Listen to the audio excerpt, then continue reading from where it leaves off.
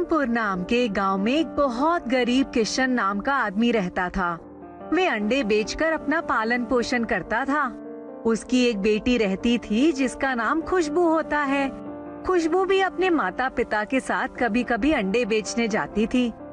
एक दिन किशन और खुशबू को रास्ते में आते हुए एक मुर्गी मिलती है, लेकिन उसका कोई मालिक नहीं रहता।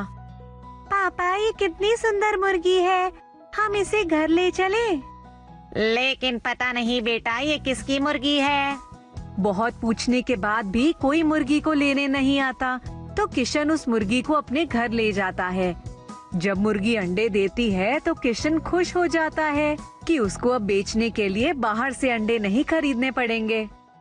किशन अपनी मुर्गी को बहुत अच्छे से पालता है, बिल्कुल अपने बच्चों के जैसे। और खुशबू भी उस मुर्गी के साथ बहुत खेलती है। लेकिन एक दिन उसकी मुर्गी बीमार हो गई तो किशन बहुत परेशान हो जाता है। हे भगवान, अब मैं क्या करूँगा। अगर मेरी मुर्गी को कुछ हो गया तो मेरा घर कैसे चलेगा। और मुर्गी तो मेरे बच्चे जैसे थी, ये घर तो सूना हो जाएगा। मुर्गी को किशन की परेशानी देखी नहीं जाती। थोड़ी देर बाद में बीमार मुर्गी एक अंडा दे देती थी जो सोने जैसा चमकता है। और मुर्गी किशन को कहती है, ये एक जादुई अंडा है, इसे संभाल कर रखना। इस अंडे से रोज तुम्हें 50 अंडे मिलेंगे, जिसे तुम बेचकर अपना काम चला सकते हो। लेकिन इसका गलत इस्तेमाल मत करना। ये अंडा हर परेशानी में तुम्हारा साथ देगा और जो मांगोगे वह देगा। इतना कहकर मुर्गी मर जाती है। मुर्गी जैसा कहती है वैसा ही होता है। उस अंडे से रोज 50 अंडे किशन को मिलने लगते हैं। अब किशन का घर बहुत आराम से चलने लगता है। एक दिन खुशबू की तबीयत बहुत खराब हो जाती है। अब किशन को कुछ समझ नहीं आता। उसको मुर्गी की बात याद आती है कि मुर्गी ने कहा था ये अंडा हर परेशानी में साथ देगा। वे अंडे के सामने अपनी परेशानी बताता है। मुझे खुशबू के माथे पर लगा दो, वह ठीक हो जाएगी। ऐसा करते ही खुशबू ठीक हो जाती है। किशन के पड़ोसी किशन की तरक्की से बहुत चिढ़ते हैं और वे इस बात का पता लगाते हैं कि किशन के घर मुर्गी ना होने के बाद भी अंडे कहां से आते हैं। और एक दिन पड़ोसी वे अंडा चोरी कर लेते हैं। जब किशन देखता है कि अंडा नहीं है तब, हे भगवान, अंडा कहाँ गया। किशन बहुत रोता है। क्या हुआ पापा? बेटी, वो अंडा वहाँ नहीं है, अब हम क्या करेंगे। अरे ये कैसे हुआ, अंडा कहाँ गया? आप चिंता मत कीजिए, हम उस अंडे को ढूंढ लेंगे। कुछ दिन बाद पड़ोसियों के यहाँ बहुत पैसा आने लगता है। सब देखते रह जाते हैं कि इनके घर इतना पैसा कैसे आ गया। लेकिन पड़ोसियों को पता नहीं होता कि उस अंडे के गलत इस्तेमाल से उनका घर बर्बाद भी हो सकता है। पड़ोसी उस अंडे से शराब और मांस की मांग करने लगते हैं। इस तरह की मांग से अंडा सारी दी हुई चीजें भी वापस ले लेता है और कहता है, मुझे जहाँ से लेकर आए हो वापस देकर आओ, नहीं तो अच्छा नहीं होगा। पड़ोसी डर जाते हैं। वे लोग किशन के पास जाते हैं। ये लो अपना अंडा और हमें माफ कर दो। हमने ये अंडा लालच में चुरा लिया था, लेकिन अब हमें समझ में आ गया है कि हम इसके लायक नहीं हैं। अंडा वापस मिलने पर किशन और उसकी बेटी बहुत खुश होते हैं।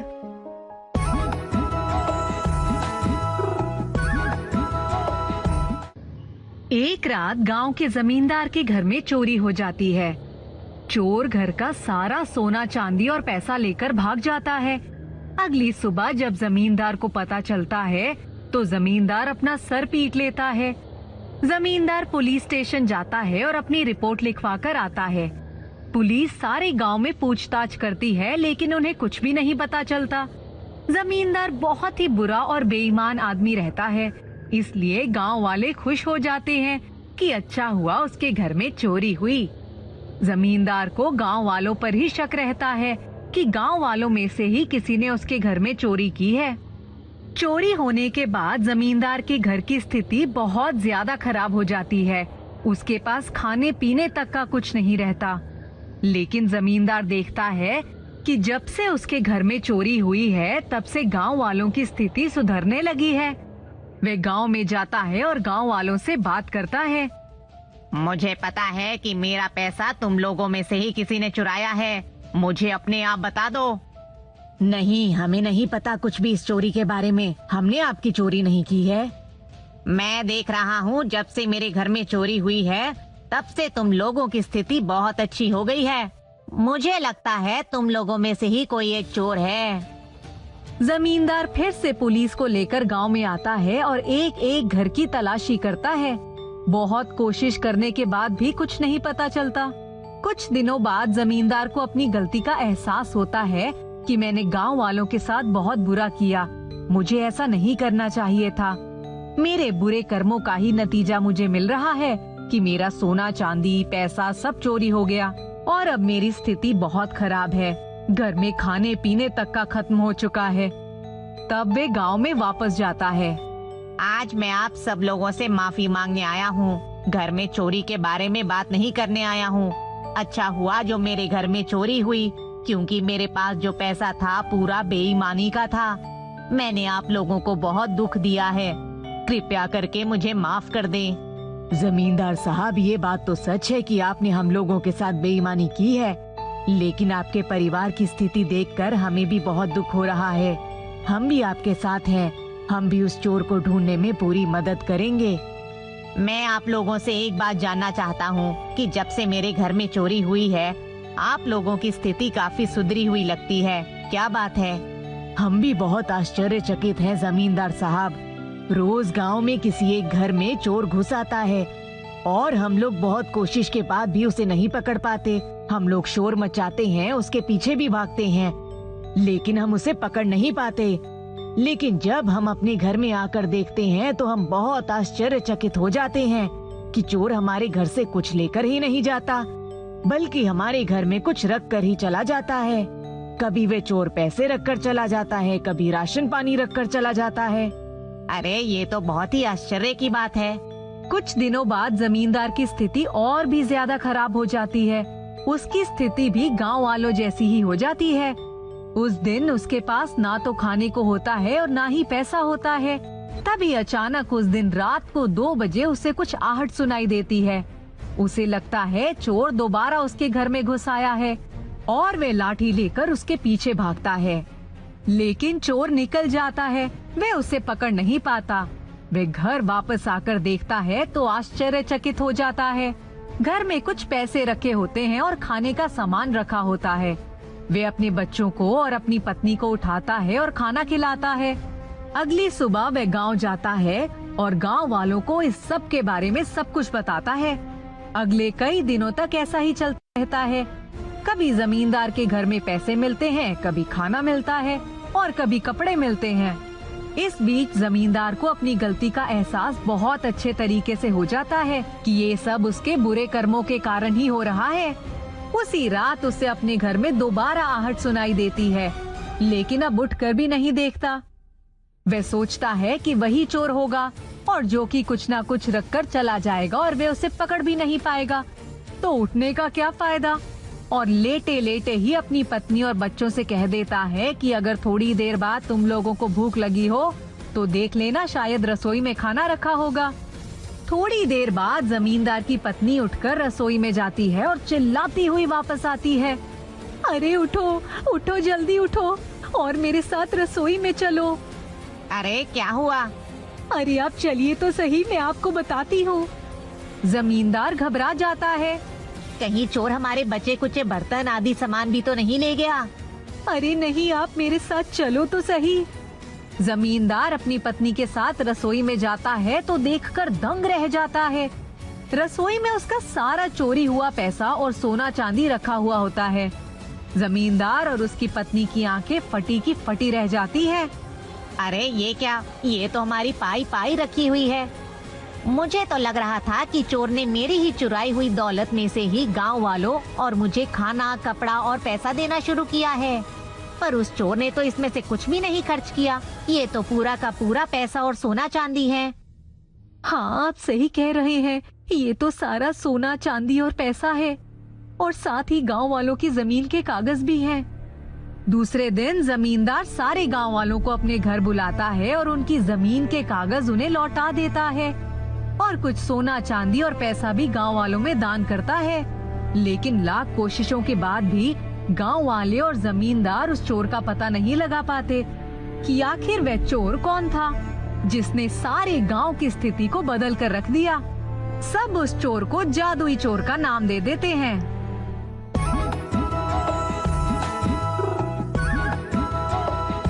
रह रहकर जया की करुण सिसकियों से अस्पताल के कॉरिडोर का सन्नाटा भंग हो रहा था।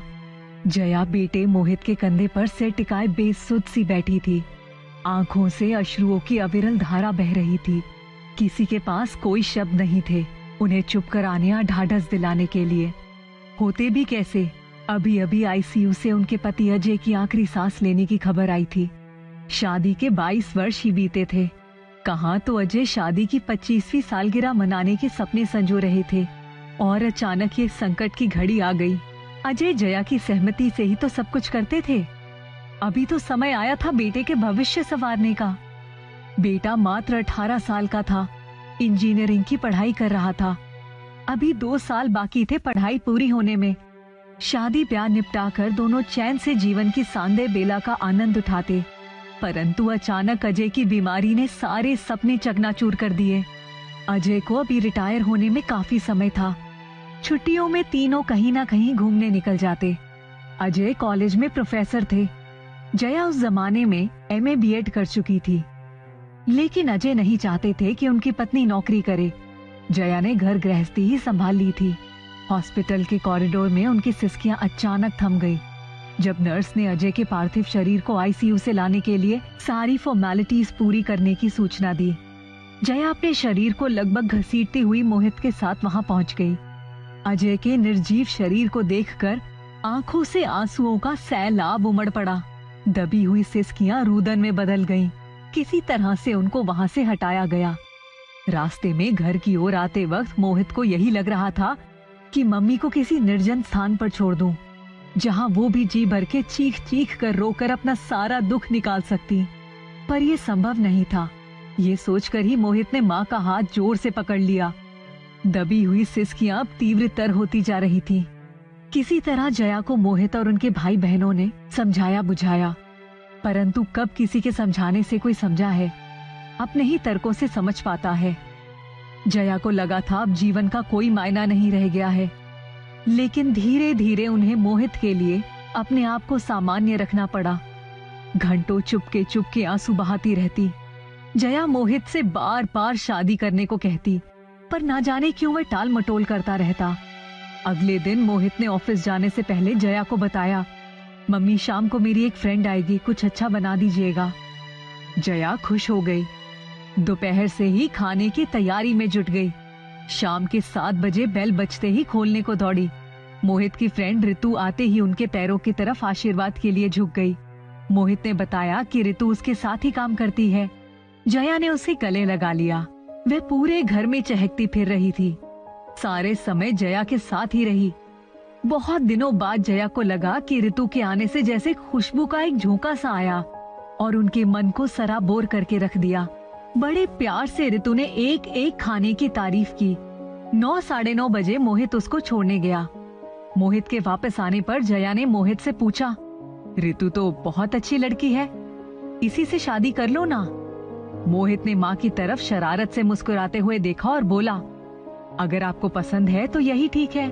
जया खुश हो गई। कुछ ही महीनों के बाद दोनों की शादी हो गई। शुरू के कुछ दिन तो बड़ी खुशी खुशी बीते, परंतु 2 साल बाद कुछ दिनों से जया को लग रहा था कि किसी बात पर इन दोनों का झगड़ा चल रहा है। एक दिन जब वह किचन में थी, तभी उनकी बातचीत के कुछ अंश उनके कानों में पिघलते शीशे की तरह पड़े। ऋतु मोहित से कह रही थी, तुम कंपनी से मिलने वाले घर क्यों नहीं चलते? मुझे यहाँ घुटन होती है। तुम्हारी मम्मी हर वक्त मेरे पीछे पीछे लगी रहती है। तुम्हारे रिश्तेदारों का रोज रोज आना जाना लगा रहता है। हमारी अपनी तो कोई प्राइवेसी नहीं है इस घर में। मुझे यहाँ नहीं रहना है। जया को अपने ऊपर ही ग्लानि हो आई। सोचने लगी, मैं तो उसका ख्याल रखना चाहती थी, पर ये क्या हो गया। दूसरे दिन वह तबीयत खराब होने का बहाना करके बिस्तर में ही पड़ी रही। नाश्ते के समय मोहित तैयार होकर मम्मी मम्मी करता हुआ जब कमरे से निकल कर आया तो देखा कि नाश्ते की टेबल खाली थी। मम्मी सो रही हैं। भागा हुआ मम्मी के पास गया। मम्मी, आज नाश्ता नहीं बनाया क्या? जया उठी और बोली, नहीं, आज कुछ तबीयत ठीक नहीं लग रही है। मोहित परेशान होते हुए बोला, दवा खाई? जया ने कहा, नहीं। अजय तुरंत बिस्किट और क्रोसिन ले आया। जया की इच्छा नहीं थी, फिर भी वो उठी, दवा खा ली। मोहित बोला, मम्मी आप आराम करिए, हम ऑफिस में ही कुछ खा लेंगे, शाम को डॉक्टर को दिखा देंगे। शाम को जब मोहित आया तब उसने डॉक्टर के पास जाने के लिए कहा। जया ने कहा, नहीं, अब मैं ठीक हूँ। एक हफ्ते तक सब कुछ सामान्य ही था, पर ऋतु अनमनी सी ही दिखती। लगता था उनका झगड़ा अभी भी खत्म नहीं हुआ है। एक दिन फिर ऋतु को कहते हुए सुना, तुम्हें यहाँ रहना है तो खुशी खुशी रहो, मैं नहीं रह सकती। एक दिन मोहित के ऑफिस के आने के बाद जया ने कहा, मोहित, तुम्हारी कंपनी वाले जो फ्लैट देने वाले थे उसका क्या हुआ? मोहित ने अचकचाकर माँ की तरफ देखा और पूछा, क्या तुम चाहती हो कि हम उस फ्लैट में शिफ्ट हो जाएं? तब जया ने निर्णायक स्वर में कहा, हाँ, बजाय इसके कि ऋतु ही ये घर छोड़कर चली जाए, तुम दोनों अपने घर में शिफ्ट हो जाओ। मोहित ने कहा, माँ, मैं आपको अकेला नहीं छोड़ सकता। जया ने कहा, नहीं मोहित, मैं अकेली कहाँ हूँ, रिश्तेदारों का आना जाना लगा ही रहता है। तुम्हारे जब जी में आए चले आना, मैं अकेली रह लूंगी। मोहित की आंखों में आंसू आ गए। जया ने समझाया, बेटा, जब तक तुम्हारी शादी नहीं हुई थी तब की बात और थी। मैं नहीं चाहती कि मेरी वजह से तुम दोनों के बीच में कलह हो। मोहित और ऋतु अपने नए फ्लैट में शिफ्टिंग की तैयारी में लग गए। नए घर में आकर ऋतु बहुत खुश थी, लेकिन मोहित हर शनिवार को माँ के पास आ जाता और सीधे सोमवार को ऑफिस जाता। इस फ्लैट में आए 6 महीने बीत गए थे। ऋतु को लगने लगा उसने यहाँ आकर बहुत बड़ी गलती कर दी। माँ ने उसे पिछले 2 सालों में सारी जिम्मेदारियों से मुक्त रखा था। क्या खाना है बस यही बताना होता था। वह तो बेफिक्र होकर ऑफिस जाती और घर आकर अपनी थकान उतारती। ये घर अपना था, पर उसके पास समय नहीं था। वे काम ही समेटती रह जाती। एक दिन ऋतु ने उसके शनिवार को माँ के पास जाकर रहने की बात को लेकर नाराजगी जाहिर करी। तब मोहित ने कहा, ऋतु, तुम्हारे कहने से मैं शिफ्ट हो गया, पर मैं अपनी माँ को अकेले नहीं छोड़ सकता। पापा के जाने के बाद मैंने माँ को तिल तिल कर मरते देखा है। तुम खुश रहो इसलिए माँ ने भी हमें आने की इजाजत दे दी। अब मुझसे मेरी ये खुशी मत छीनो। ऋतु की पलकें शर्म से झुक गई। वे सोच रही थी कि उस घर में तो मोहित कम से कम साथ था, यहाँ आकर तो वो पास रहते हुए भी मुझसे दूर चला गया। दूसरे दिन सुबह बिना मोहित को बताए ऋतु जया के पास पहुँच गई और जया से लिपटकर रोते हुए माफी मांगने लगी। ऋतु बोली, माँ, मैं दूसरों के बहकावे में आ गई थी, मुझे माफ कर दीजिए। आगे से मैं आपकी बेटी बनकर रहूंगी। मुझसे बहुत बड़ी गलती हो गई है। दूर रहकर मुझे परिवार का महत्व समझ आ गया है। मुझे एहसास हो गया है कि माँ बेटे का रिश्ता अटूट होता है। घर में बड़ों का रहना कितना जरूरी है। मैं अकेली नहीं संभाल सकती। मोहित बहुत बदल गया है, हमें इस घर में आने की इजाजत दे दीजिए। जया ने उसके गालों पर बहते आए आंसुओं को पोंछकर प्यार से उसे गले लगा लिया और बोली, ऋतु, ये घर पहले भी तुम्हारा था और आज भी तुम्हारा है। तुम लोगों को इजाजत की कोई जरूरत नहीं है। दूसरे दिन ही ऋतु मोहित के साथ अपने घर में आ गई। जैसे लगा जया की खोई हुई खुशियां फिर से लौट आईं।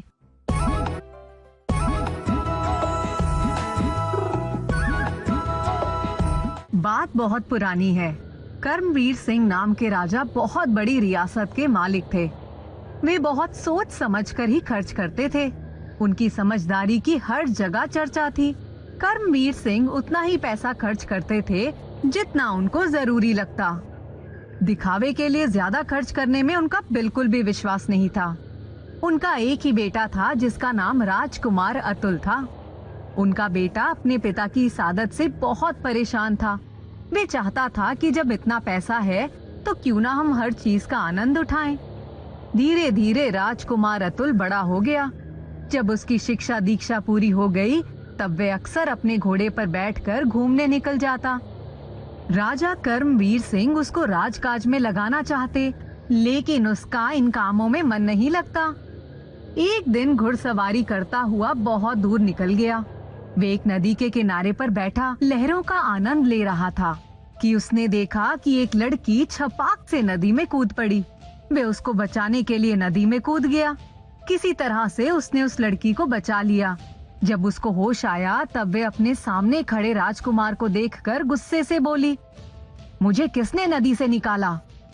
राजकुमार ने मुस्कुराते हुए उससे कहा, आप दिखने में तो समझदार लगती हैं, इतनी बड़ी बेवकूफी क्यों कर रही थी?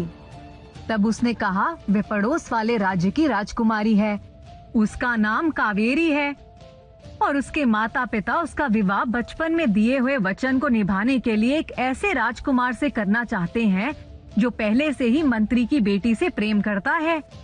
वे सिर्फ अपने माता पिता की खुशी के लिए मुझसे विवाह करना चाहता है। ऐसी स्थिति में मेरे पास दूसरा क्या उपाय था? राजकुमार अतुल सिंह ने कहा, राजकुमारी कावेरी, आप अपने महल में चले जाएं। मैं आपके माता पिता को समझाऊंगा। उसके बहुत समझाने पर कावेरी अपने महल जाने को तैयार हो गई। वे अपने घोड़े पर बैठी तो राजकुमार भी उसके पीछे पीछे उसके महल पहुंच गया। उसने राजा के पास मिलने के लिए खबर भिजवाई। जब वे राजा के दरबार में पहुंचा तब राजा ने उसके आने का प्रयोजन पूछा। राजकुमार अतुल ने राजा को सारी बात बताई। तब राजा ने अपनी बेटी को सही सलामत पहुंचाने और उसके मन की बात बताने के लिए उसका बहुत धन्यवाद किया। इस कहानी में आगे क्या होता है, देखिए ब्रेक के बाद।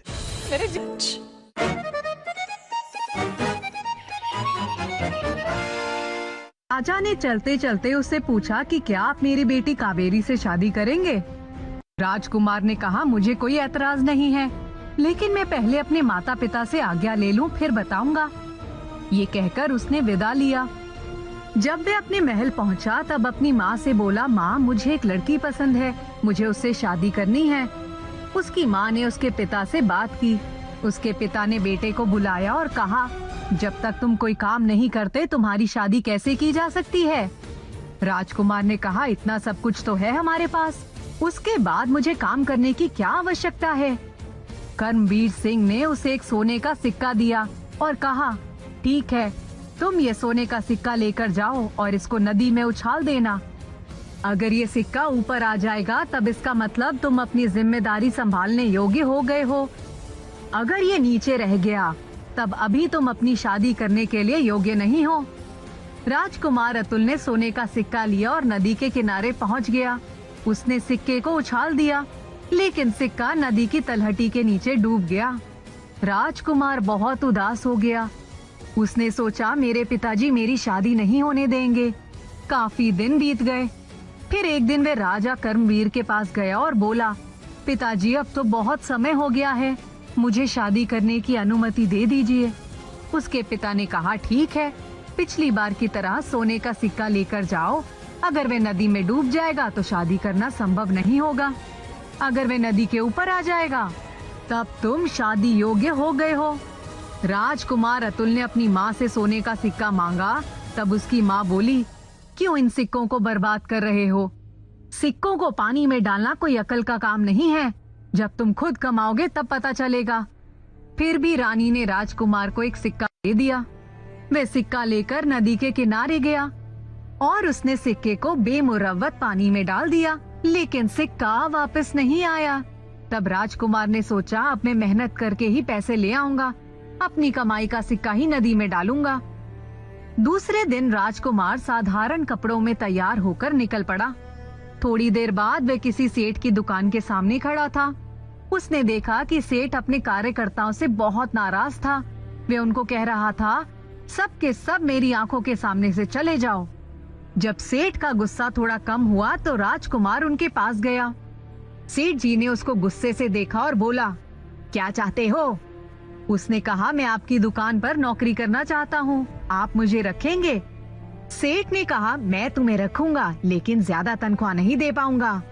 राजकुमार ने सोचा, चलो कुछ तो देगा।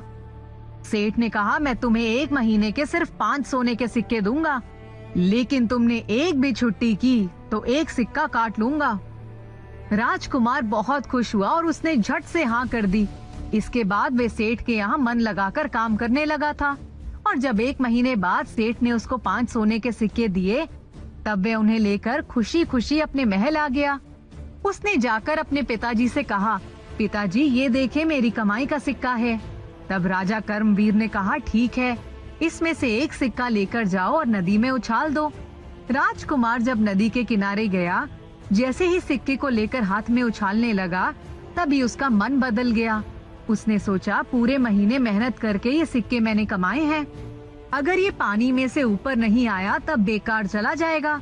मैं ये परीक्षा नहीं दे सकता, बेकार में ये सिक्के पानी में नहीं जाने दूंगा। उसने सेठ के यहाँ जाकर उनको पूरी कहानी सुनाई। सेठ ने कहा राजकुमार आप बहुत अच्छे राजा बनोगे। राजकुमार ने उन सिक्कों से अपने माता पिता के लिए कुछ उपहार लिया और महल वापस आ गया। राजा कर्मवीर अनुभवी थे, उसको देखते ही वे सब कुछ समझ गए। उन्होंने पूछा बेटा तुम्हारा सिक्का डूब गया कि वापस आ गया? तब राजकुमार बोला पिताजी मेरी आंखों पर चढ़ी पट्टी आपने उतार दी। आज मैं समझ गया हूँ कि मेहनत की कमाई अपनी आंखों के सामने बर्बाद होते नहीं देखी जाती। आज मैंने सिक्के को नदी में नहीं डाला, इस सिक्के से मैं आपके लिए और अपनी माँ के लिए कुछ उपहार खरीद कर लाया हूँ। राजा कर्मवीर ने उसकी पीठ थपथपाई और कहा बेटा अब तुम जिम्मेदार हो गए हो, अब हम तुम्हारी शादी बड़ी धूमधाम से करेंगे। एक क्या हजारों सिक्के उसमें हम खर्च करेंगे। राजा कर्मवीर ने राजकुमारी कावेरी के पिता से बारात लेकर जाने की खुशखबरी भिजवा दी। राजकुमार अतुल और राजकुमारी कावेरी का विवाह हो गया। दोनों खुशी खुशी जीवन बिताने लगे।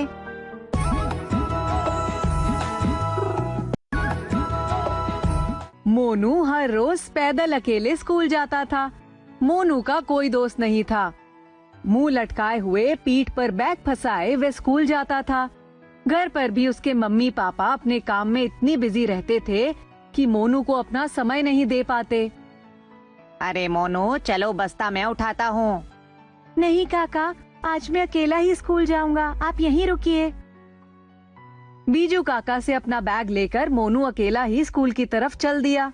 एक बार फिर मुंह लटकाए दुखी मन से वे चला जा रहा था कि तभी पीछे से आवाज आई, अकेले अकेले कहाँ जा रहे हो?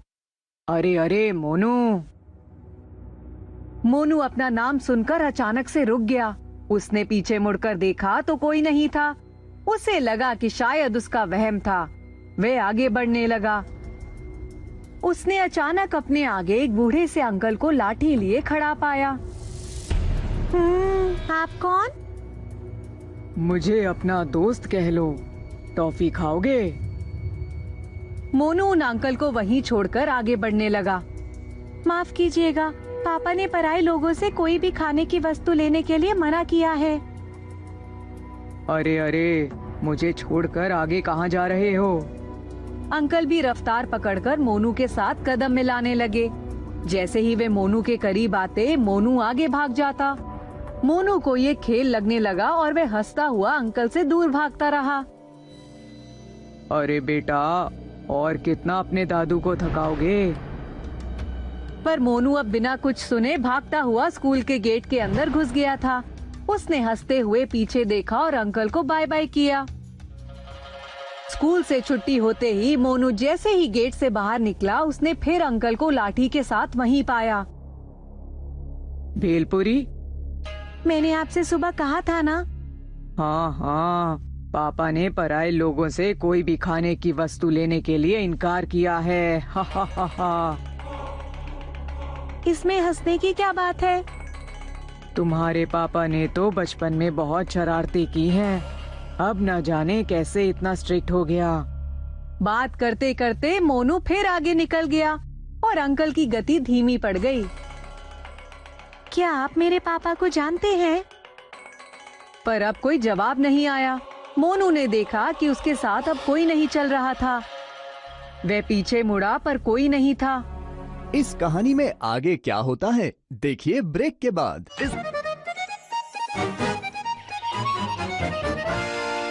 मोनू बेटा आ गए तुम? लाओ ये बस्ता मुझे दे दो, खाना टेबल पर लगा दिया है। मोनू मोनू अपने कमरे में जा चुका था। उसने अनजान अंकल के बारे में किसी को नहीं बताया। अगले दिन स्कूल जाते समय उसने बीजू काका से जिद की और अकेला स्कूल के लिए निकल गया। रास्ते में चलते चलते मोनू बार बार इधर उधर देखता और पीछे भी मुड़ता। मुझे ढूंढ रहे हो? मोनू के मन में वे आवाज सुन खुशी की लहर तो दौड़ी, परंतु वो एक बार फिर स्कूल की ओर हंसता खेलता हुआ भाग गया। छुट्टी होते ही वे गेट से बाहर झांकने लगा। भेलपुरी, मोनू खुश होकर अंकल से मिलने दौड़ गया। दिन प्रतिदिन अब मोनू और अंकल की यारी बढ़ने लगी। मोनू ने किसी को भी इस बारे में नहीं बताया। मोनू को अब कोई दोस्त मिल गया था। अब उसका मन पढ़ाई में भी लगने लगा था। स्कूल में वे अपने सहपाठियों से बातें करने लगा था। अंकल, आप मेरा घर नजदीक आते ही कहाँ गायब हो जाते हो? मैं बीजू काका से आपको मिलवाना चाहता हूँ। वे मेरा बहुत ख्याल रखते हैं। और मम्मी पापा? मोनू का चेहरा लटक गया। अब वह घर पहुंच गया था। तुम्हारे पापा ने तो बचपन में बहुत शरारतें की हैं। अंकल की ये कही बात मोनू के दिमाग से निकल नहीं पाई। मोनू ने पुराने संदूक में दबी पड़ी उसके पापा की एल्बम निकाली। बीजू काका धूल झाड़ने लगे। काका, ये कौन है? तुम्हारे पापा। और ये? मोनू की आंखें 2 पल के लिए तस्वीर के ऊपर ठहर गई। वे अपने पिता को नहीं बल्कि साथ में खड़े बड़े अंकल को देख रहा था। तुम्हारे दादू। एक पल के लिए मोनू को सब सपना लगने लगा। जादुई अंकल। अगले दिन स्कूल के लिए जब मोनू निकला तो पूरे रास्ते कोई नहीं आया। छुट्टी होने के बाद भेलपुरी वाले भैया ने मोनू को एक लाठी थमाई। मोनू उस लाठी को याद बनाकर घर ले आया।